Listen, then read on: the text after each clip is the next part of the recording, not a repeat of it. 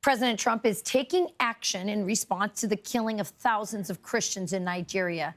President Trump vowing possible sanctions and saying on Truth Social, quote, radical Islamists are responsible for the mass slaughter. I am hereby making Nigeria a country of, quote, particular concern and entrusting Congressman Riley Moore and other lawmakers to immediately look into this report and report back to me. West Virginia Representative Riley Moore joins us now. Congressman, thank you for joining us, and thank you for your continued efforts in bringing attention to this matter. I'm going to say what's going on there, and I know it's tough, but people need to hear it. Christians are being macheted, burned alive.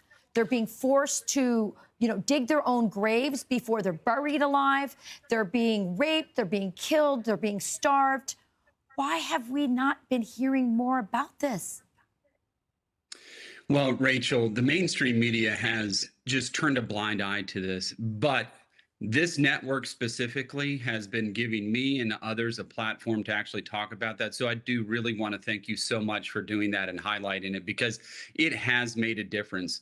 We're talking about between 50,000 and 100,000 Christians have been slaughtered in Nigeria since 2009. And we did have a designation on them in the first Trump administration as a country of particular concern. The Biden administration took that off because the killing, according to them, was happening because of land disputes, and climate change was the culprit in this, which it's hard to believe that that's even a justification. This is a genocide. Of the United States government is a wake-up call to Nigerian government that no one should be left unattended to.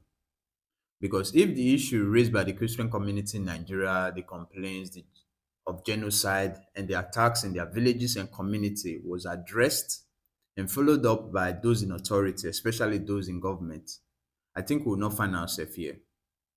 But they will decide to play politics and try to water it down. No, it's not happening. Why there's a real-time footage showing the attacks in these communities every day, burial ceremony of Christians being slaughtered, but the government will want you to believe that, oh, it's not happening.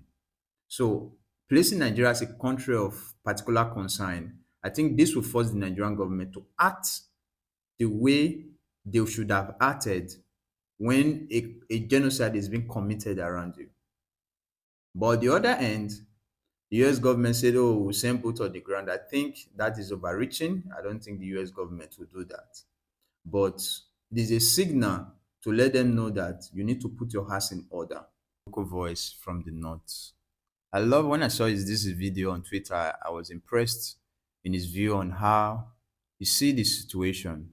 Not something that will destroy or divide, but something that will bring solution, because different players are playing politics and games with what is going on in the north and in the middle belt.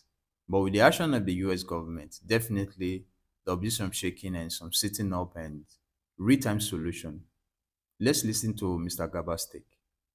The Muslims in this country should not see this as a direct attack against them. Rather, it's a direct attack against the militant terrorist organization.